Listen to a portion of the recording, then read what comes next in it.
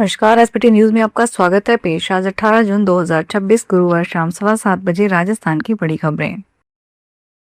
America और Iran के बीच जंग खत्म करने के लिए अंतरिम समझौते पर दस्तखत हो गए। डोनाल्ड ट्रंप ने फ्रांस के वर्साई पैलेस में इससे जुड़े एमओयू पर साइन किए। इस दौरान फ्रांस के राष्ट्रपति इमैनुअल मैक्रों मौजूद थे। ट्रंप के बाद ईरानी राष्ट्रपति मसूद पेजेश्कियान ने भी ईरान से इलेक्ट्रॉनिक दस्तखत किए। समझौते का ऐलान भारतीय समय के मुताबिक गुरुवार सुबह 5:30 बजे किया गया। ये तत्काल प्रभाव से लागू हो गया। इस समझौते के तहत ईरान और लेबनान में मिलिट्री एक्शन खत्म किया जाएगा। इस समझौते पर 19 जून को स्विट्जरलैंड में जिनेवा के पास लूसर्न शहर में साइन होने थे, लेकिन निर्धारित कार्यक्रम से एक दिन पहले ही इस पर दस्तखत कर दिए गए। सीए बनने का सपना देखने वाले उम्मीदवारों का इंतजार अब खत्म हुआ है। दरअसल institute of chartered accountant of India की ओर से आज गुरुवार को जारी कर दिया गया। इस साल सीए की परीक्षा में पटियाला के नूर सिंगला ने 83.17% अंकों के साथ टॉप किया। इसके अलावा रितिश सराफ ने 79.17% अंकों के साथ दूसरा और सोहन अनिल मांजरेकर ने तीसरा स्थान प्राप्त किया। राजस्थान के मुख्यमंत्री भजनलाल शर्मा ने नेशनल चैंपियनशिप और पैरा नेशनल चैंपियनशिप में पदक प्राप्त 50 खिलाड़ियों को कनिष्ठ सहायक के पद पर नियुक्त किए जाने और इन्हें माध्यमिक शिक्षा विभाग आवंटित किए जाने की मंजूरी प्रदान की। उल्लेखनीय है कि नेशनल चैंपियनशिप और पैरा नेशनल चैंपियनशिप में पदक प्राप्त कर इन 50 खिलाड़ियों को जांच और परीक्षण उपरांत नियुक्तियों के योग्य पाया गया है। मुख्यमंत्री ने इन 50 खिलाड़ियों को नियुक्ति प्रदान करने के प्रस्ताव का अनुमोदन कर दिया। शीघ्र ही इन्हें माध्यमिक शिक्षा विभाग में कनिष्ठ सहायक के पदों पर पदस्थापित किया जाएगा। देश भर में 21 जून को आयोजित होने वाली राष्ट्रीय पात्रता सह प्रवेश परीक्षा के मद्देनजर दिल्ली सरकार ने अभूतपूर्व और बड़ी पहल करते हुए न केवल नीट परीक्षार्थियों बल्कि इनके साथ आने वाले अभिभावकों को भी सुविधा का विशेष प्रबंध किया है।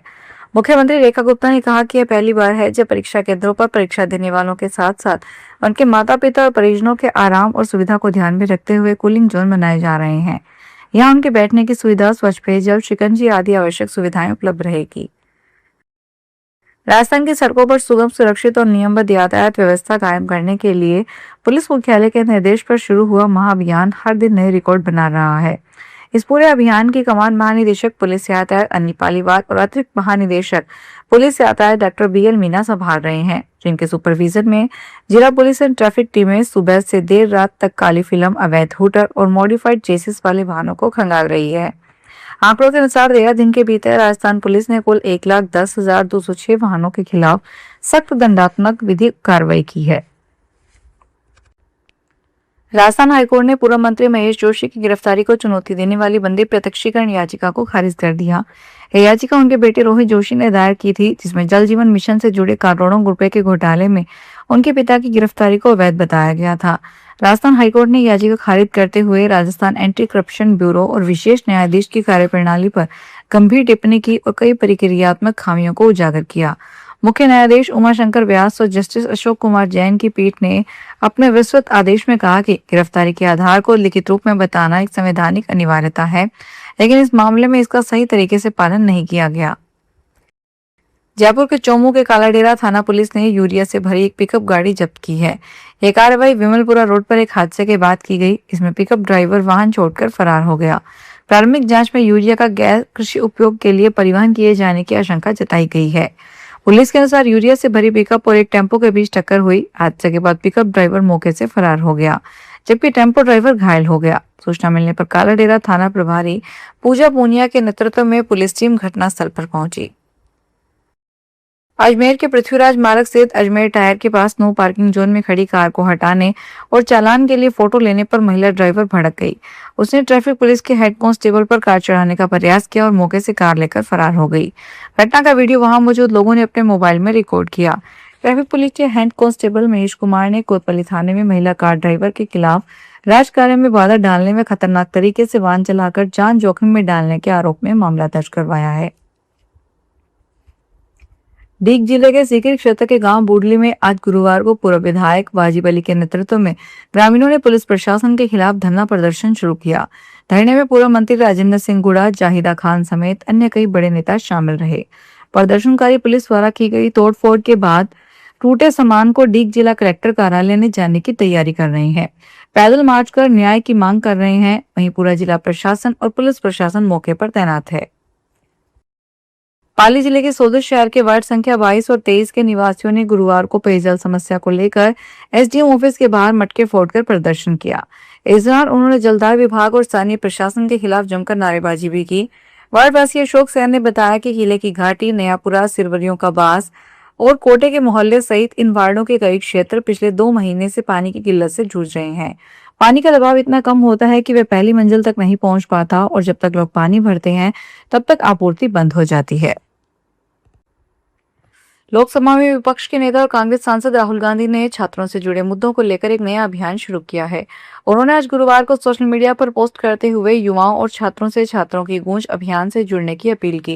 उन्होंने कहा कि यदि किसी छात्र के सपने में इस व्यवस्था से वजह से टूटे हैं या उनके परिवार ने पढ़ाई के लिए अपनी जीवन भर की कमाई लगा दी है तो छात्रों की गूंज उनकी आवाज बनने का एक प्रयास है। उन्होंने कहा कि यह केवल एक अभियान नहीं बल्कि छात्रों की मांग को सरकार तक पहुंचाने का एक माध्यम है। आजादी के 79 साल बाद भी राजस्थान के एकमात्र हिल स्टेशन माउंट आबू के पास बसे उत्तरज गांव में आखिरकार बिजली पहुंचने का सपना सच होने जा रहा है। उत्तरज गांव में बिजली विभाग के लिए सबसे बड़ी चुनौती ट्रांसफार्मर को गांव तक पहुंचाना था, जो इस काम में मुख्य बाधा बनने जा रही थी। 2 दर्जन से ज्यादा ग्रामीणों ने मजबूत बल्लियों और रस्सियों के सहारे भारी ट्रांसफार्मर को अपने कंधों पर उठाया और मीलों का जोखिम भरा सफर तय किया। जैसे बिजली का ट्रांसफार्मर गांव की सीमा में पहुंचा तो पूरे गांव में उत्सव जैसा माहौल हो गया। लोगों ने पारंपरिक लोकगीतों और ढोल नगाड़ों के साथ इस ऐतिहासिक पल का स्वागत किया। दौसा में सिविल डिफेंस की वॉलंटियर भर्ती प्रक्रिया पूरी नहीं होने से आक्रोशित युवाओं ने जमकर हंगामा किया। गुरुवार को कलेक्ट्रेट के सामने युवाओं ने धरना दिया। अभ्यर्थी महावीर चौधरी ने कहा कि सिविल डिफेंस वॉलंटियर के 597 पदों के लिए युवाओं ने आवेदन किए थे। जांच करने के बाद फिजिकल करवाने पर 972 युवाओं को सिलेक्शन हुआ। ऐसे में फिजिकल पास कर चुके युवा सिलेक्शन होने की आस लगाए बैठे हैं, लेकिन जिला प्रशासन कोई कार्रवाई नहीं कर रहा।